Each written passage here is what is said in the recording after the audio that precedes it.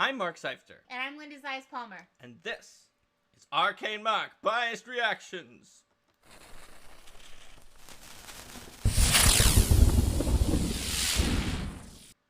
Hello, everyone, and welcome back to Biased Reactions Bestiary 3. Let the bias seep within you. In which we resume talking about Bestiary 3 in a biased fashion with monsters that begin with the letter D. D is for demon.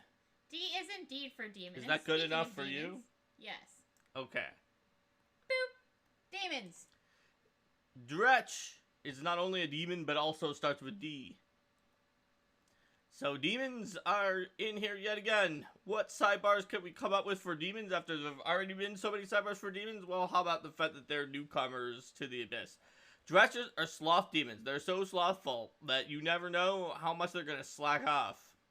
Each round, they only have like a 50% chance to take all their actions because they're so slothful. So that's pretty funny. But they can, if they actually have all their actions, they can do some frenzied slashes before they just like, oh, I'm tired.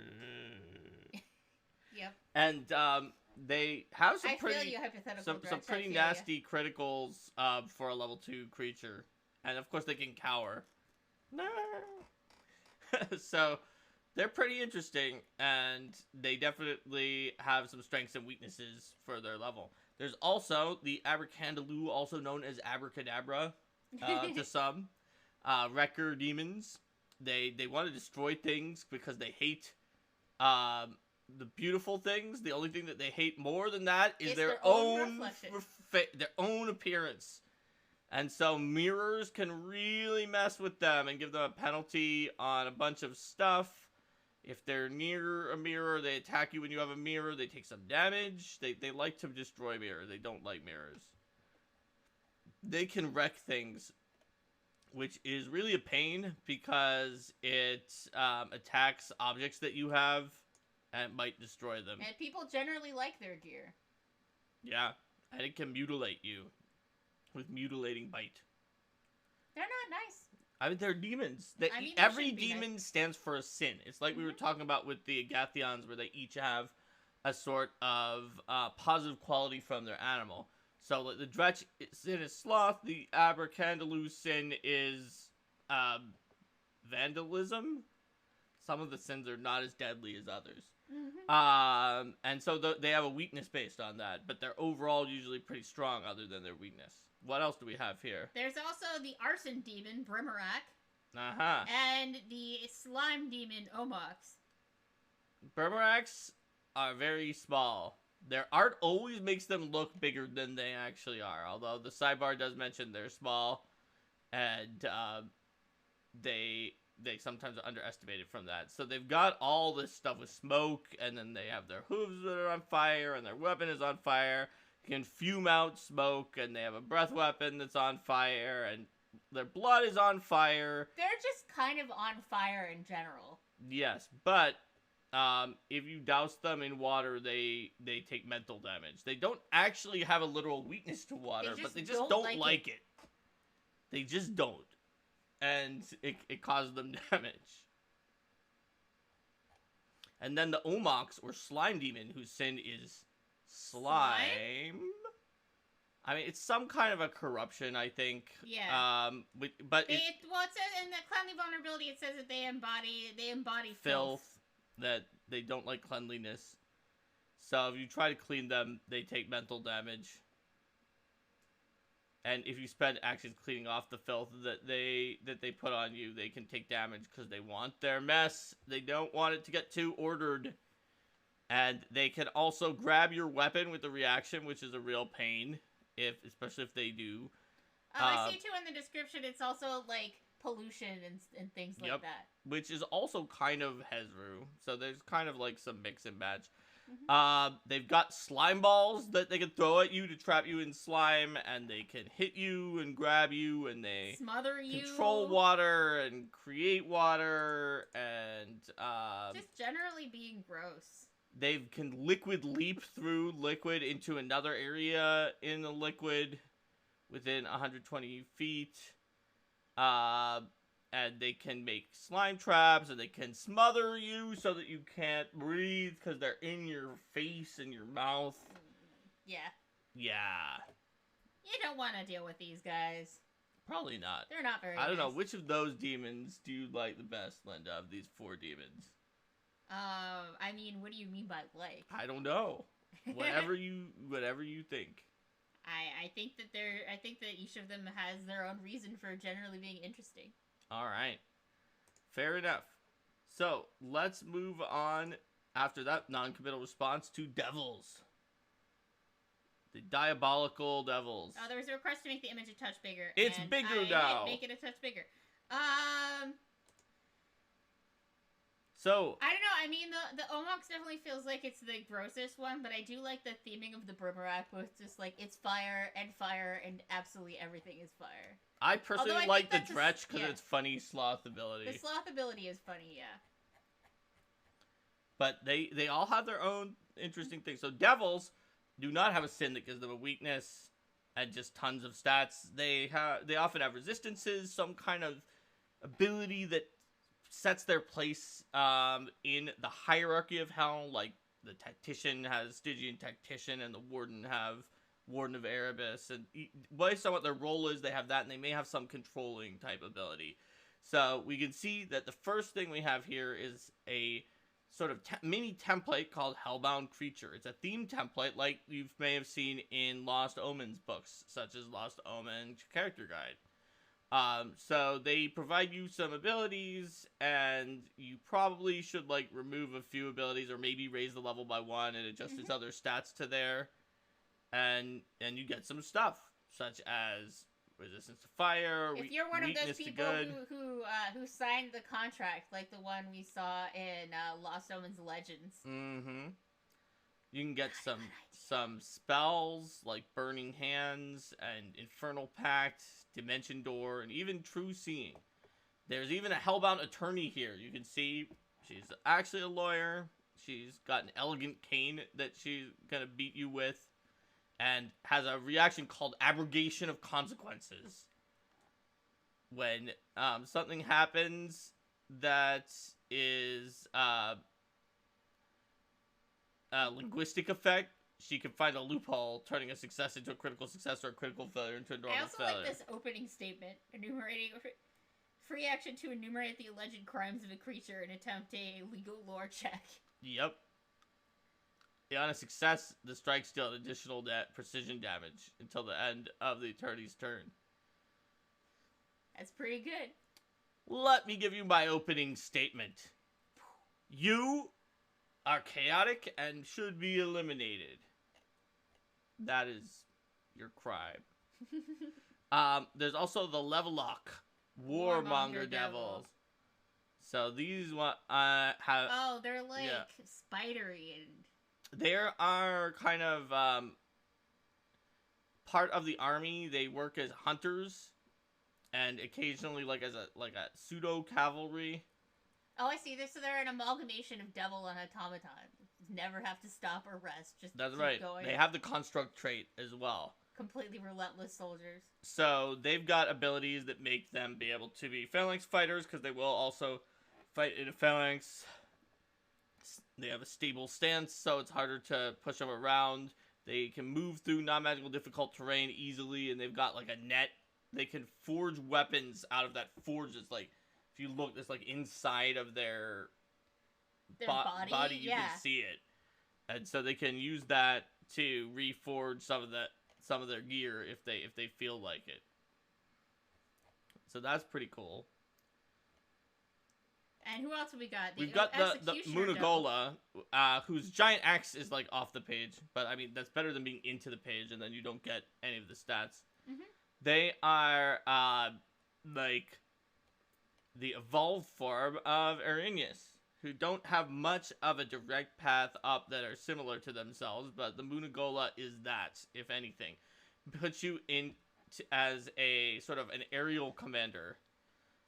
And so you can, as a Munagola, you can give a bonus to speeds of other flying things, such as if you've got a team of Arrhenius. You can do sudden dives, and dive down. They're a little more melee than an Aranus is, but they are they still have their flaming composite longbow as well. It's just like a little different focus. They can knock things down with their. I do the no escape reaction there is cool. Yeah, it's actually a reaction from I think barbarian or rogue but or something. It still is, but it's still fitting for this creature. Oh yeah, sure. There's no escape from the Munagola. No escape from the executioners. And then there's the Demaviga, the apostate devil. They're the ones who try to convince you that everything you've ever believed in is a lie. And they do it very well with their Whispers of Discord reaction when you're targeted by a spell that would restore hit points or give you a status bonus. Which it automatically recognizes. It whispers disturbing lies. If you don't make a DC 43 will save, then you will basically refuse aid from the person who's doing that, and the spell doesn't work. And you're like, no, wait, it's all a lie. I see they operate alone, so no one else can mess with their machinations. That's right. They just get annoyed otherwise. And any creature that can comprehend speech automatically understands them as if they speak in all languages at once. And they have some powerful 9th level spells. They have Boundless Reach, where they can make claw strikes and use spells anywhere they can see, including if they're scrying. Ooh, yikes. You can retaliate until the start of their next turn because the claws don't get pulled back through but they can just like and attack you while they're scrying on you like thousands of miles away. And they can change their shape so that they can trick you. And then they've got the most dangerous abilities, their Earworm, where they tell you a multiversal truth that shakes your faith in divinity. And basically, unless you succeed, you're going to ruminate on their words instead of sleeping, and you have serious problems. And if you critically fail, then that's where you have a real issue, because you get a huge penalty on will saves against effects from evil creatures. Until you unlearn the truth they spoke with modified memory or wish or some other powerful magic. That's right. Yikes. Yep. That's what they do. They're the Demaviga. Alright. But Linda, which of these devils do you like? I mean, the Demaviga's pretty terrifying there. I think the Demaviga is pretty good. I like the Demaviga. Alright, how about divs? Divs. So divs. Ooh, that Doro art is. Yeah, the div art visceral. in this one is really good. Oh my gosh. They're really good. By good you mean evil. Awesome. So divs are a little. So we were like going through quickly, and demons are the sinful, chaotic, evil, abyssal creatures, and devils are the like more regimented, lawful, evil ones from hell.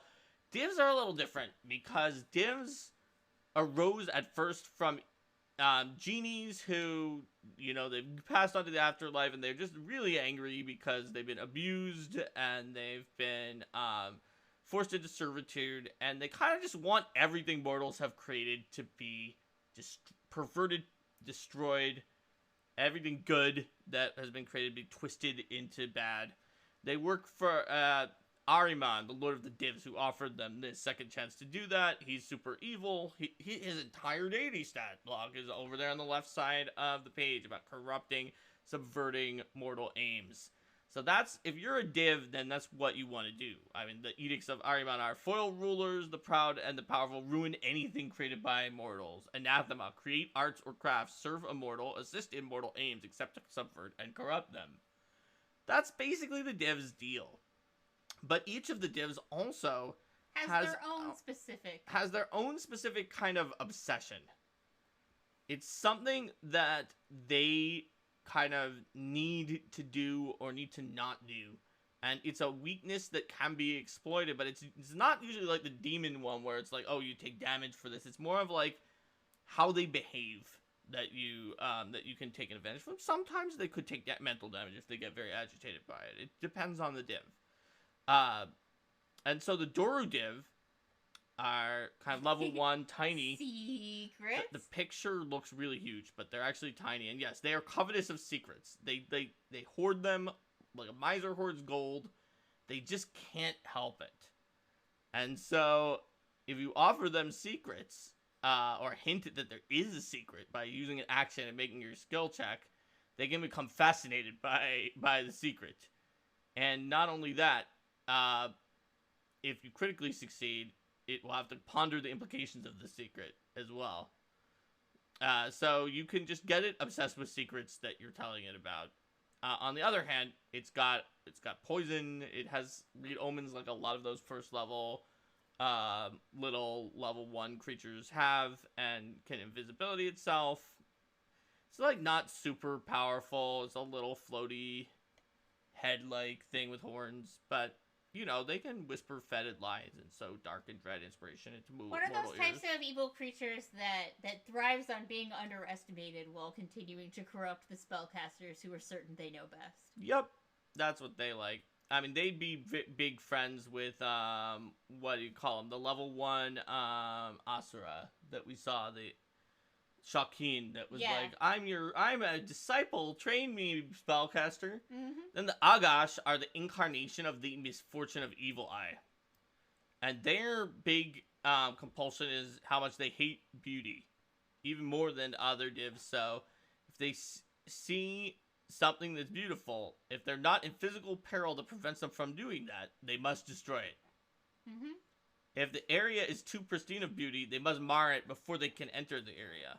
Given in a choice, they attack foes with higher charisma scores, even if they're not necessarily conventionally beautiful, because there's no way to measure that. It's just like the force of their personality annoys the Agash.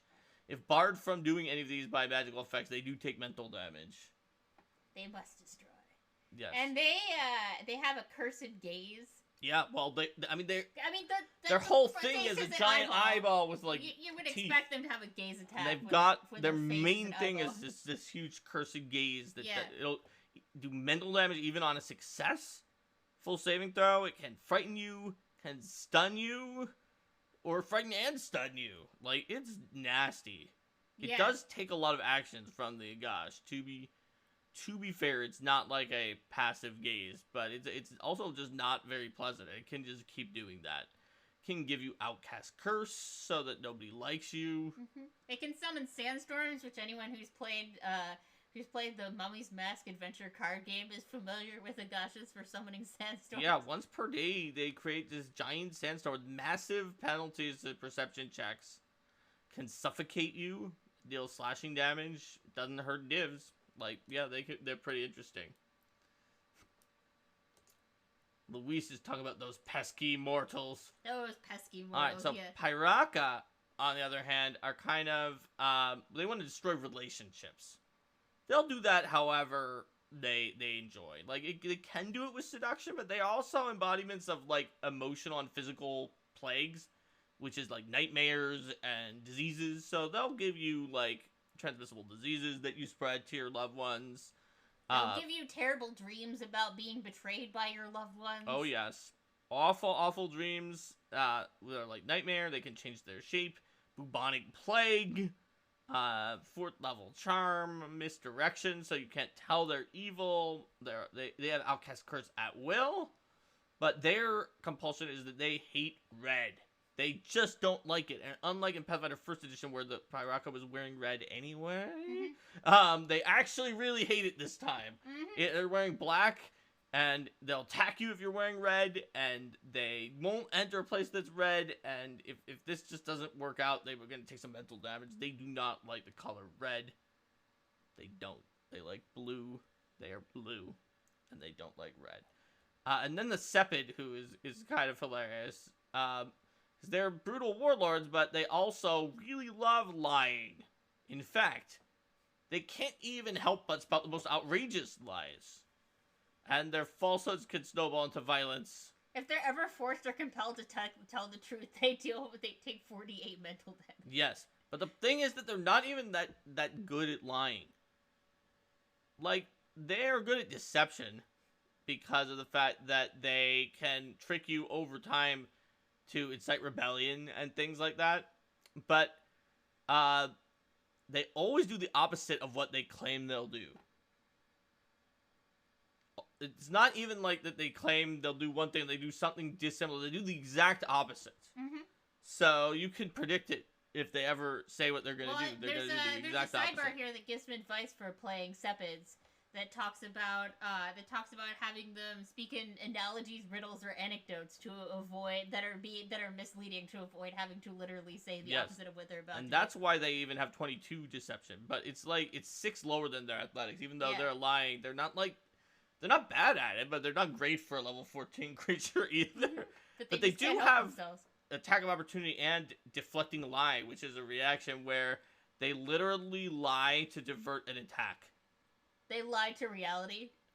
They just lie, and then if it's higher than your perception DC, then it will turn a successful attack into a failure and a critical success into a normal success, just from their lies. And they've got a high level dispel. They've got misdirection, non-detection, huge AoE paralyze, a rain of debris where they call for the hail of stone, metal, wood, and like boom. It deals massive damage in an area.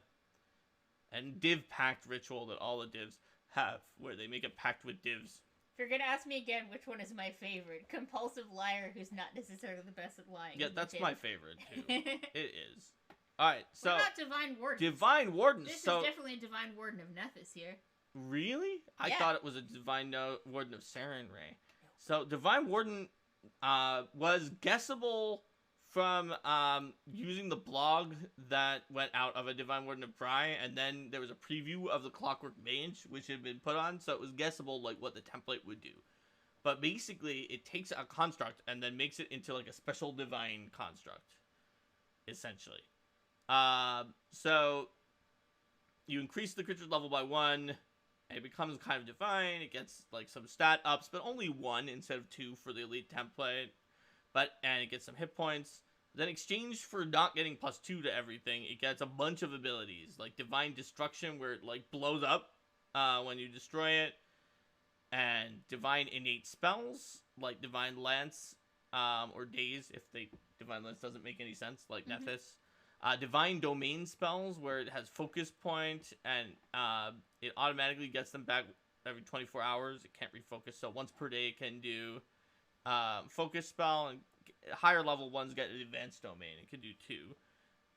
Faithbound, it can't attack a creature that openly wears the symbol of the patron deity, unless that creature uses a hostile action. If it's intelligent, it can also attack you if it realizes that you're just faking it. Yeah. Oh, yeah, I just picked up the symbol of Nephis off the Cleric of Nephis that I just killed. Yeah, I can't even remember the last time that there was an AP that had a Divine Warden in Pathfinder 1st Edition that I didn't bypass by just putting on a holy symbol while not worshipping that deity. Yep. So, useful that if it's intelligent, these ones can figure that out. It's got a Faithful Weapon, which is going to boost up its weapons abilities automatically. And then Instrument of Faith, where clerics who are associated with that deity can just sort of do their heals through the Divine Warden, which can be very handy. Yeah. For changing your effective space. That's right. If you have a Divine Warden friend, you can be in the back, and you can still do, like, touch range or shorter range, or AoE healing from the Divine Warden. Legit. And so the Divine Warden of Nephis is exactly that. It starts out as a just kind of a statue type situation, and then it adds in all those extra Nephis abilities to the mix with the domain abilities are Cry of Destruction and Protector's Sacrifice. Oh my gosh. With dragons. Imperial dragons.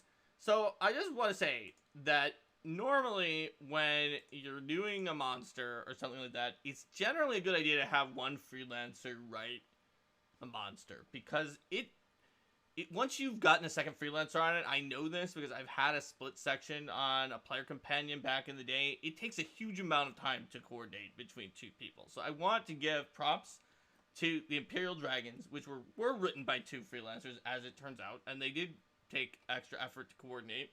So it had Jesse Decker, who has done a lot of RPG stuff before, and also Yvonne Hassau, who I probably mispronounced, but had not done RPG stuff before, but is a major expert on like Asian history and folklore. And so by teaming them up, we got a really good baseline for Imperial Dragons. And then, as it turned out, Liz, Logan, and I each did a pass on them as well. And I think the result is both really fun mechanically and very true to the actual mythology and folklore of these dragons. So, Imperial Dragons have their Draconic Cycle. You have to keep in mind there are 2 cycles. These are based on the sort of the Eastern elemental cycles, which are that wood feeds fire.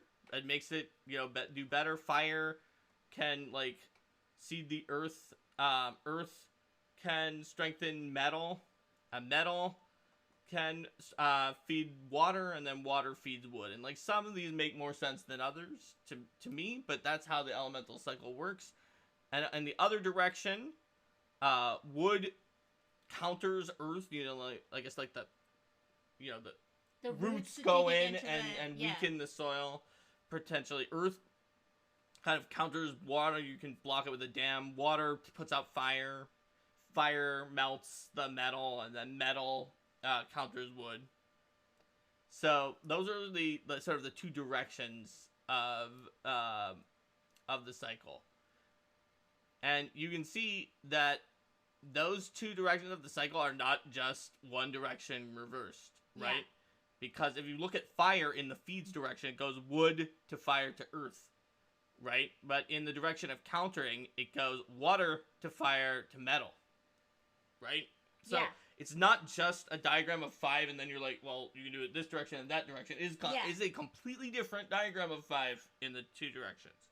So just to make sure, keep that in mind, because the dragons have abilities that are based on those 2 cycles both. Then Imperial Dragons are the most likely of the dragons to have the shape-changing ability that some dragons have. There can be spellcasting Imperial Dragons. They get rid of Coiling Frenzy and Draconic Momentum. Coiling Frenzy is different than Draconic Frenzy because they're a little different shaped, so they do a little bit of different stuff. There are Imperial Dragons on Golarion. They are rarely spotted beyond Tian Sha. And then we move on into the Imperial Dragons themselves. Starting with the Forest Dragon. And the art is great for the Imperial Dragons also. But the Forest Dragon you can see over there on the facing page. We've got young, we've got adult, and it moves on to ancient later on. So, there are many different names for the different kinds of dragons as well. So you could have a dragon that's called Coiling Dragon, Leaping Dragon, and Flying Dragon, and those are all Sky Dragons, for example. And with the wood... I like the rules of depiction over here, where that were talked about back in Longhua with the old Empire of Longhua, what the rules were for how many talons you could have on the dragons that were depicted in your clothing. That's right. Also, sovereign dragons are a little bit different than some of the other dragons, and we'll see that when we even look into the sovereign dragon section as well. So, yeah, forest dragons are... They're interesting. They protect nature's growth from plunder and reclaim ruins, but they're jealous, and they are evil. They loathe technology and civilization. They're very, very wild, and... So they kind of are their forests embodiments of, like, the cruel and merciless nature of survival of the fittest. And so they wind up having, they're countered by metal. So they take damage from a metal item. If they take damage from a metal item, they lose their woodland stride and pass without trace. They are fed by water. So if they get hit by a water spell, they gain temporary hit points. And that's what we're talking about the sort of the 2 cycles. Yeah. They've got a frightful presence, but animals, fungi, and plants are even more afraid of them if they want them to be. They've got their breath weapon, which is a swarm of insects They've got Coiling Frenzy, so we can see it for the first time here. The difference between Coiling Frenzy and Draconic Frenzy is it also grabs a target. Whereas Draconic Frenzy makes more attacks. Coiling Frenzy just makes 2. Draconic Frenzy makes 3. And Coiling Frenzy then grabs if either of the attacks hits. And they've got Constrict, because if you look at the shape of the Imperial Dragons, they kind of have like the loon dragon shape that is very long and coiling and can constrict you. And of course they have Woodland Stride. What do you expect? Naturally, yes. And the higher level ones get more spells and a better breath weapon. And you at adult you get Draining Blight, where they just draw out the moisture because, you know, water, right? Yeah. They want it. And it can kill off plant life if they feel like it, and they can use Forest Shape to turn into a tree. So you don't know they're coming. Also, Greater Constrict is a huge pain for anybody, and the high level Imperial Dragons have that. We've got some spells for Forest Dragon spellcasters as well in the sidebar. Got some pretty good ones. And then the Ancient Forest Dragons Lignifying Bite, they literally turn you to wood. Yep. They can totally do that. If you're reduced to 0, you might just be turned into wood. Like the Green Man, who's much higher level, although admittedly the Green Man doesn't have to get you to 0 to do that. But yeah, it's pretty tricky. They've got more powerful abilities like and spells like Tangling Creepers as well. So yeah, that's the Forest Dragon. What about the Sea Dragon? Yes, the Sea Dragons are much more benevolent. Yep. They are still very, very fickle and unpredictable. But they usually will respond well to requests if you're, like, pretty respectful to them. And, oh yeah, there's an example of a Forest Dragon as well, an Ancient Forest Dragon in the Tengu Nation of Quan Lai. But yeah, the Sea Dragons are, like, mostly benevolent, and they're countered by Earth, so if you use an Earth spell on them or Flesh to Stone, they lose their Liquefy ability and they get hardened. They're fed by metal, though, so if you hit them with a metal attack, it will actually transform their scales to mimic the metal and give them more AC. So that can be annoying. As a reaction, they liquefy themselves and turning entirely to water while maintaining their shape for a second, which can help protect them against physical damage and fire. But not if you use earth to force them to stay in place. And they've got the ability hyponatremia, which is basically you become sickened because of excess water that floods into your body. And of course they have Coiling Frenzy, Constrict, and Draconic Momentum, and some watery spells, plus their breath weapon, which is Bludgeoning Ball of Water that also extinguishes fire. At adult, they gain a vortex of water. Mm-hmm. Like you do. Why not? What does the vortex do? It's just an aura that is makes everything difficult terrain for don't attack the Sea Dragon in the sea. If you don't have the water trait. Yep. That's pretty nasty. They've definitely got some good spells, too, to mess you up, like Mariner's Curse, Horrid Welting for the Ancient one. Oh, yeah, and the Ancient ones also can just create tidal waves every 10 minutes. That's pretty terrifying. Yeah. At least they're good, so they might not do it. Does 10d12 bludgeoning damage in a 90-foot emanation, and structures can also take the damage. And it pushes creatures up to 120 feet away, potentially making them fall prone. That's not even a critical failure. That's just a regular... On a critical success, you're still pushed 30 feet. It's not no effect. Yeah. You're gonna move back. That is pretty intense.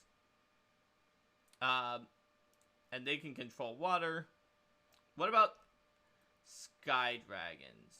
Oh, there's an example of a Sea Dragon in the Velashmai Sea as well. Sky Dragons, on the other hand, compared to any of these dragons, are like just pretty much goody two-shoes. Very, very religious. And you go up their giant cliff up to the top of wherever they are up in the sky and are like, please answer and help me, Sky Dragon, and they're probably going to do it. Yeah. So they've got the elemental cycle, so they're countered by fire, which means if they take fire damage, then the metal element within them is tempered, and they take a penalty on attack rolls and AC, and their jaw strikes don't do electricity damage until they use their breath weapon. They're fed by earth, which means when you use earth on them, they leave a cloud of pulverized dust and gravel that swirls in behind as they're flying, which makes them concealed. Which can be very handy for them. They've got a frightful presence. They've got some invisibility. A breath weapon is a ball of electricity. And they've perfected flight, so they automatically succeeded acrobatics checks. You can see a Sky Dragon here on this next page. Oh, yeah, that's pretty cool.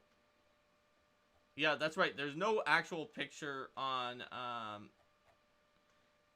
the page that started with the Sky Dragons that had the young one, but on this spread, there's the bigger Sky Dragon.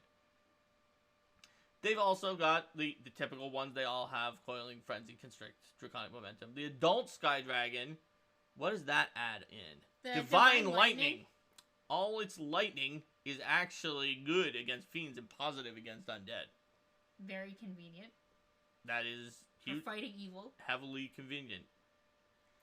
And then the Ancient Ones get Stunning Electricity. What does that do?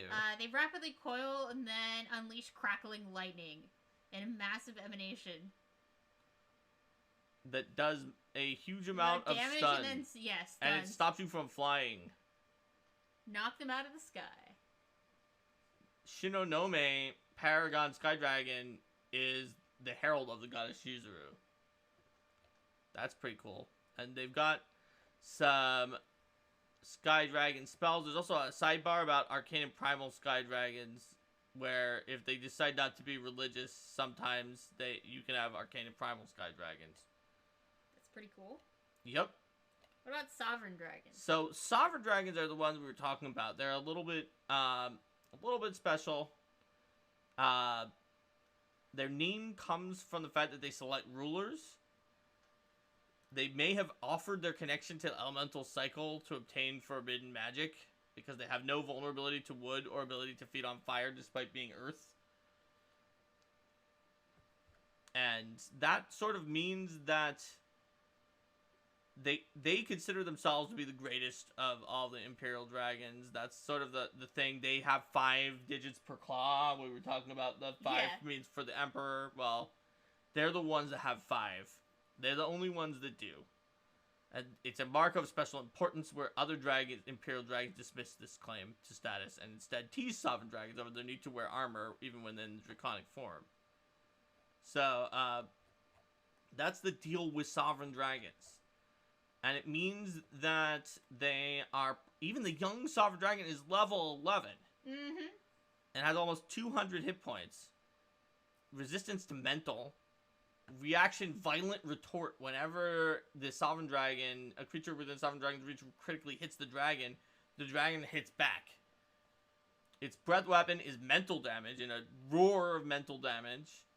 It's got Coiling Frenzy, Constrict, and Draconic Momentum, and Gleaming Armor as a one action once per hour. You can see this gleaming golden armor here. It glows with protective golden light, giving it a +2 status bonus to AC and resistance 10 to energy damage. Every enemy in a 20-foot emanation must succeed at a DC 30 Fortitude save or be dazzled until the end of the dragon's next turn. So, it can be pretty handy. Even the young Sovereign Dragons, if they're spellcasters, get up to 4th level spells, like 4th level Common Motions, Detect Scrying, and Silence. Ancient Sovereign Dragons even have a bunch of 9th level spells. Let's see, what do the adult Sovereign Dragons add in? They have Inspired Envoy. Yeah, Inspire Envoy. Once per day, what does that do? It looks like you get to pick someone to be like, you're gonna do this quest, and I'm gonna bless you for that quest. Until the next daily preparations, they get a +1 status bonus to the dragon's choice of attack rolls, AC, or all of the following perception, will saves, and charisma-based skill checks. And if the dragon's like, actually, you're terrible, I don't like you, it can dismiss this benefit. Mm-hmm. And then at adult, Or it's an ancient summon ancient. mentalist counterspell. What's that?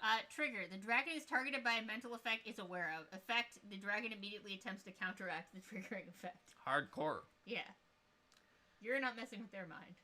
They've also got 9th level Shapestone Suggestion Wall of Stone as a cult. And those bonuses they give to their envoys are even bigger. Yep. Oh, yeah, it's a +2 for their envoy. Yeah. And Fom Duc Quan, looks like, is a sovereign dragon. Let's see. The current Dragon King, Fom Duc Quan, is the king of Zahui, who I'm probably mispronouncing as well, but is a sovereign dragon who rules the dragon-ruled nation that, if you may remember it for having all those draconic sorcerers or having like the very dragon-themed ancestry feats in Lost Omens character guide for humans. And I see a comment looking at those pictures. None of them was for the Emperor. Yeah, the way that the claws are curved around the rock there, you can't see all of the claws, and that fits exactly with what it said in the previous thing. How in a lot of depictions they were. You can't see the 5th one. You can't see the 5th one because they weren't made for the Emperor. That's absolutely right. That's a pretty cool touch. Underworld Dragon. Underworld Dragon. They're lawful evil. Ooh, that's creepy. They love figuring it out. Like they're natural alchemists, which means that like it's not just that they study alchemy, but they just have a knack for it, and all the ways that the weird things in the underworld provide reagents and catalysts for them, and they hoard treasure like none of the other Imperial dragons, who already kind of do hoard treasure, but they hoard it the most. They're countered by water, so if you get hit by water or cold, their fire is dampened and they take a penalty until they breathe their fire out again. It's very similar to the penalty that the Sky Dragon takes. And they're fed by wood. If you feed wood to stoke the fire within them, then it immediately recharges their breath weapon, and the fire damage from their jaws increases by 1 die until the end of their next turn. Don't do wood. They also have their breath weapon, which is fire damage that also lights you on fire. Oh, their claws are infused with adamantine also. They sure are. I mean, why not? They collect all sorts of reagents and strange alchemical reactions, and they've got all the things that the dragons have with Coiling Frenzy, Constrict, and Draconic Momentum. The Dolt looks like they add Sweltering Heat, so it's an aura that can fatigue you with how hot it is, onto the mix and some better fire spells. And the Ancient Underworld Dragon is all that plus Scorch Earth, where they plunge their body into the ground, burrow up to their speed, and then scorch the land in a 60-foot emanation. That's a very nice movement ability. Yep. Very handy. The Great Worm Underworld Dragon, Jiru Karakaza, who maintains a massive treasure hoard in his lair beneath the 3 fires. That's right. That's the big one who's in the back matter about Jade Region as a potential threat that might appear. And it seems like that threat canonically happened. I mean, it just says he plots his revenge. I mean, he's there. Yeah. Whether he's going to do anything or not is still up to your GM/you if you're the GM. Jiru Karakaza. And that is dragons. Now but come, Linda. We must complete at least all of the Ds. Yes, we're not quite done with DR even, because we have a Dramosphere. What is a Dramosphere? They're from the Dreamlands. Basically. What are they knitting with? Dreams. They tame animate dreams. Who, by the way, despise Dramospheres. Dramospheres are, like, really powerful dream creatures. And, you know, mostly they're, like, if you respect them and you don't trifle with them, then they'll just go into people's dreams, victimize them in a certain way, and then leave. But every now and then they just kind of, suddenly kill someone with no apparent cause, but just not very often. Their anatomy is, like, surreal. It's not even fully real, so precision damage and critical hits don't necessarily work on them as well, but they sort of do. They have bittersweet dreams where they can basically affect every creature within 30 feet to give them a penalty on a status penalty on a bunch of stuff and suppress all their motion effects. That's on a success, by the way. Nice. On a failure, they're also slowed. And on a critical failure, they are also take a -2 penalty instead of a -1 on a bunch of stuff. It's like, yeah, okay, sure, you made your save. Great, you lost your good emotion effects. Hope you're happy. They can also pluck dreams for 3 actions. Admittedly, the creature has to be unconscious or sleeping, then they need 3 actions. It's a lot of setup. They have to be right there, adjacent. They lick their forehead, place their hand there, and then they're just like... basically, it will counteract effects that are affecting the dreams, like nightmares, so like that could be good.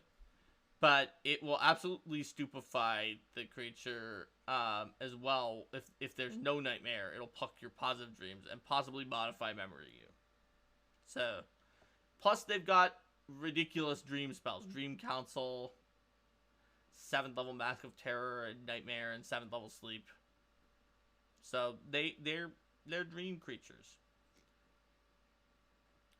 What about? How about these Duende? Duende are kind of interesting because Duende are a mythological creature that are another kind of Filipino creature, and they are a fae who are small, but they have a big ego like many fae, and they consider themselves to be like the rulers of their area. And they really like toenails, apparently? Yes, that's the currency they prefer over gold, is toenails.